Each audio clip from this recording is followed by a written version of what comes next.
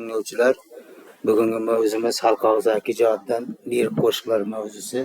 Biz o'tgan darsimizda qo'shiqlar bevosita 3 ta turga bo'lganmiz.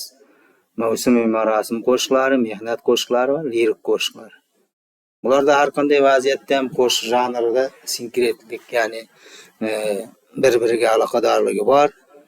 Aloqadorlik umumiy jihatlarda belgilanadi. O'sha qo'shiq janri ekanligi.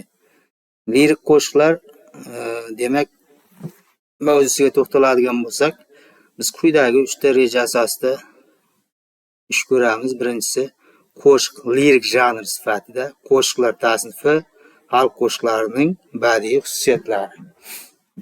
Xo'p, har qanday qo'shiq janriga oid asarlar bevosita yaratilishi, qo'shiq deganda avvalambor biz ko'z oldimizga yayrab bir aytiladigan, darddan forig' bo'ladigan tushuncha tushuniladi. Aslida lekin qo'shiqlar ham insonning ichki kechinmalari nuqtai nazaridan yaxshilik va ijobiy va salbiy kayfiyatni tarannum etadigan shavq zavqdan iborat bo'lgan janr hisoblanadi. Ya'ni shavq zavqdan iborat ekanligi shundan iboratki,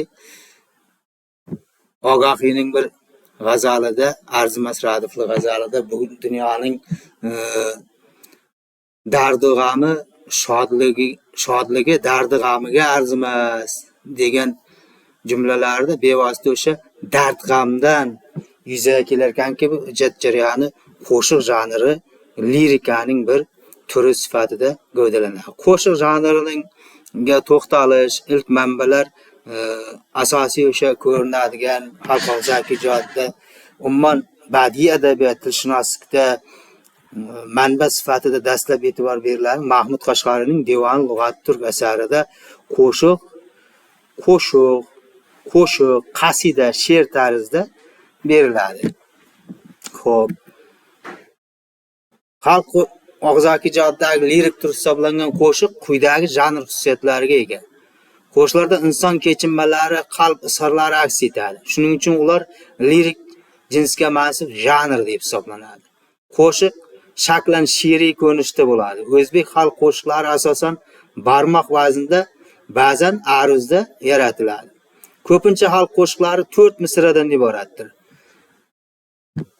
Go'zal ruhiy holatni ifodalash xususiyatiga ega, ayni paytda bir nechta bandlardan iborat muayyan mavzuni yorituvchi qo'shiqlar ham bor. Ba'zan 6-8 misrali namunalar ham uchraydi.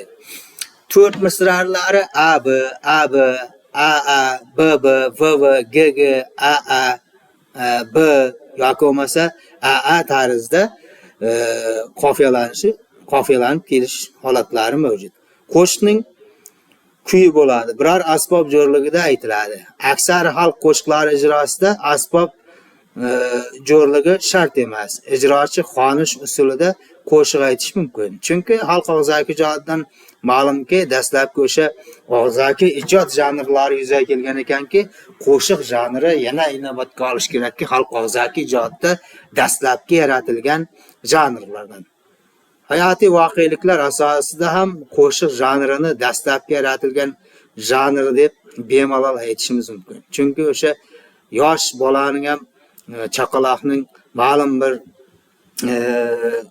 o'zini anglab yetayotgan jarayoniga e'tibor beradigan bo'lsak, o'sha yig'isi ham yoki ochlikdan yoki bo'lmasa ma'lum bir ovoz chiqarib, o'shani ham qo'shiq sifatida biz qabul qiladigan bo'lsak, ma'lum bir ehtiyojini qongan xursandchilikdan bir ovoz chiqarishi mumkin. Buni ham o'sha tomondan bir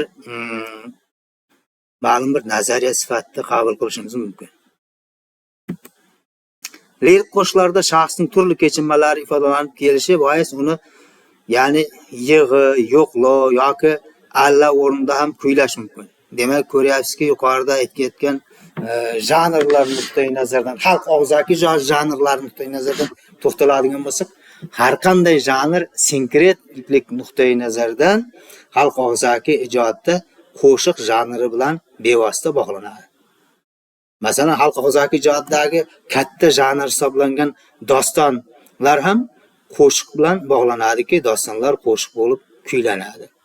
o'sha kuydagi ohangdorlik dostonning jozibadorligini, tushunchaning yetib borishi, insonga o'sha estetik ta'sir etish, ruhiy holat ta'sir etish holatlari ham qo'shiqning dostondagi ishtiroki bilan bog'lanadi degan bir xulosa chiqarish mumkin.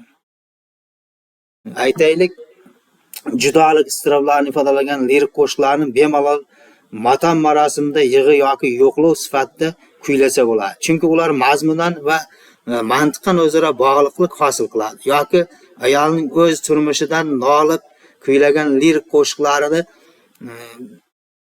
beshik oldida alla sifatida kuylash ham mumkin.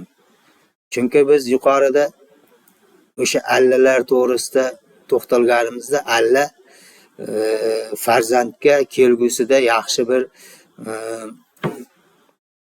niyatlar tilangan yoki bo'lmasa olqovlar keltirilgan holatda beriladi, lekin shunday holatlar borki, zamona bilan, taqdir bilan, ma'lum bir tarixiy davrlarni eslatadigan voqeliklar bilan allalar ham yaratilganki, ular mana shunday norozilik ruhdagi xalq og'zaki jihatda o'sha ayollar tomonidan aytiladigan, onalar tomonidan aytiladigan allalar. Chunonchi aslida yig'i namunasi bo'lsa-da, tirnoqqa zor ayolning tilanib farzand ko'rgandagi istiroblarni ifodalovchi tubandagi to'rtlik alla sifatida ham kuylanavergan. Nido qildim alla, seni yo'qdan bino qildim alla. Bu yo'lda do'stu dushmanga alla, o'zimni oshno qildim alla. Mana bunda ko'rinyaptiki, bu allada bevosita bizning xalqimizning o'ziga xos boshqa xalqlarda bu bir muammo sifatida unchalik uchramaydigan holat farzandsizlik holati, farzandsiz bo'lishlik, buni o'sha bir qadriyat sifatida ro'zg'or degan katta mavzuda farzandning muhim o'rin egallashi mana bu allada o'zining ifodasini topgan. Demak, bu yo'lda do'stu dushmanga alla, o'zimni oshno qildim alla. Demak, o'sha farzandning dunyoga kelgunicha qanchalik darajadagi ayol kishining iztirobi o'sha allada o'zining ifodasini topgan. Yoki shunga o'xshash quyidagi allaga beramiz. Kundoshlik hasratini ifoda etgan tubandagi lirik to'rtlik ham allaga ko'chib, o'z hayotidan norozi bo'lgan lirik qahramon ona qalbidagi achchiq istiroblarni farzandga muhabbat tuyg'ulari uyg'unlashtirgan holda aks ettirgan. Zarga to'ldi bilagim, zardobga to'ldi yuragim. Dadang o'lsin, ayang kulsin, ma'rifatxon alla. Mana shu qabilidagi allalar yaratilgan. Xo'p.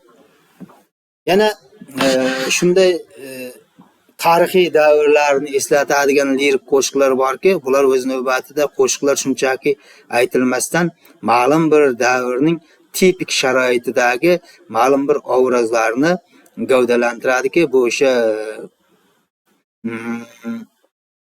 Qutlug'qon, Cho'lponning Kecha va kunduz asarlaridagi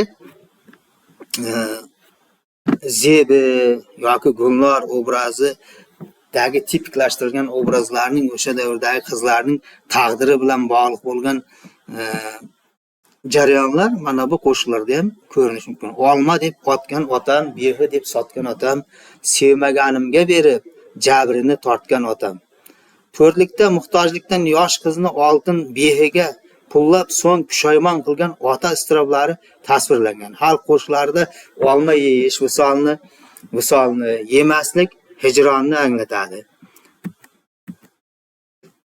Xo'p, lirik qo'shiqlarda shunday bir kompozitsion tuzilishlar borki, unda kompozitsion tuzilishlardan eng faol qo'llanadigan bu parallelizmlar. Demak, parallelizm bu bevosita ma'lum bir ko'chimlar asosidagi dastlabki ikki misrada keyingi nazarda tutiladigan tushuncha bilan bog'liq o'xshatishlar kelishi. Masalan, quyidagi lirik janriga oid qo'shiqda quyidagicha ifodalangan. Bug'doy soldim tegirmonning doliga, ikki ko'zim oshiq yorning yo'lida. Borib ayting oshiq yorning o'ziga, kirmagay do'st bilan dushman so'zga. Sirtdan qaraganda tegirmon doliga bug'doyning solishi keyingi satrdagi fikrlarga aloqasi yo'qday. Lekin lirik qahramon shu xizmat bilan band bo'la turib, hayolan ma'shuqasini eslarkan, nogoh uning do'stu dushmanlar so'ziga kirib, ahdidan qaytishidan ruhan ezilayotganini ifodalanadi. Bunda tegirmon doliga solingan bug'doyning yanchilib maydalanishi holati oshiqning ma'shuqasini o'ylab fikrining parakanda bo'lib ketishi hamda ma'naviy ruhi ezilishi holatiga mavozi keltirilgan. Ko'ryapsizki, mana bu o'sha hayolan inson o'zi ko'rib kechirmagan tushuncha bilan hech qachon lirik satrlar yaratilmaydi. O'sha bizning xalqimizda bug'doyni tegirmonga solish, uni o'sha un qilib ezilishida bevosita ma'lum bir jarayonning kechishi kishining o'y kechinmalari, ezilgan iztiroblariga o'xshashlik sifatida uni parallel qo'yilyapti misralar. Keyingi misramizda ham xuddi shunday bir ma'lum bir parallelizm berilganki, bevosita ikkalasi bir-biriga o'xshash. Ko'k qamish soyasini men netayin, yor ketsa arzimni kimga aytayin, yor ketsa ro'molini tashlab ketsin, ro'molini arzimga yetmasa naylayin, ro'moli arzimga yetmasa naylayin. Demak, bu yerda ko'rinyaptiki, ko'k qamish soyasini men netayin. Ko'k qamish soyasi, qamishning soyasi garchi u ko'm-ko'k bo'lib ko'rinsa-da, qamishning soyasining arzigulik darajasi insonni o'sha soyadan olinadigan rohatni boshqa soya beradigan o'sha daraxtlarga nisbatan qamish u darajada soya bermaydiki, o'sha soya berganda ham ma'lum darajada qamish quyoshning issig'iga barglarining qaytishi natijasida uning soyasida ham bir farog'at topadigan holat yo'q. Demak, o'sha parallelizmda ko'k qamish soyasini men netayin, yor ketsa arzimni kimga aytayin, yor ketsa ro'molini tashlab ketsin, ro'moli arzimga yetmasa naylayin. Qamish soyasi nimaga ham arziydi? Uning salqin beruvchi foydasi bo'lmagani kabi, yor ketgach kimga arz qilishining nima foydasi bo'lar ekan? To'rtlikda qamish soyasining befoydaligi motivi ketib qolgan yorga qilingan arzning befoydaligi motiviga mavoz keltirilib, lirik qahramonning ruhiy olami yorqin ifodalangan.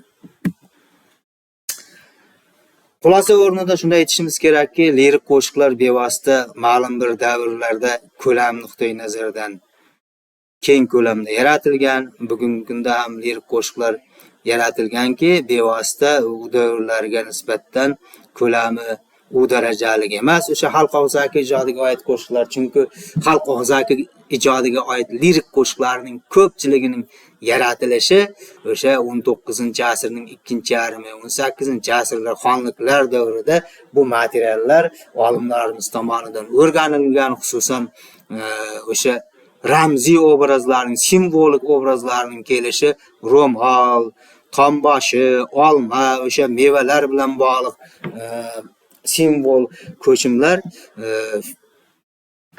mashhur folklorshunos olim, filologiya fanlari doktori Shomirza Turdimov talqinida o'zining yorqin ifodasini topgan.